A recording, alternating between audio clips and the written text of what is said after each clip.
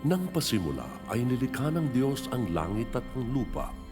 Ang lupa ay walang hugis o anyo, dilim ang bumabalot sa kalaliman. At kumikilos ang Espiritu ng Diyos sa ibabaw ng tubig. Sinabi ng Diyos, magkaroon ng liwanag. At nagkaroon nga.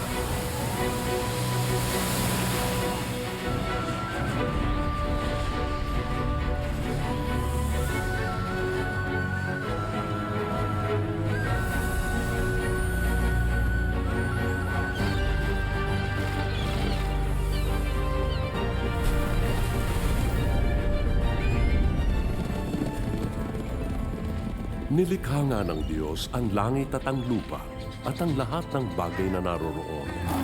Pagkatapos, ginawa ng Panginoong Diyos ang tao mula sa alabo. Hiningahan niya sa ilong at nagkaroon ito ng buhay. Nilalang nga ng Diyos ang lalaki at babae ayon sa kanyang larawan. Pinagmasdan ng Diyos ang lahat niyang ginawa at lubos siyang nasiyahan.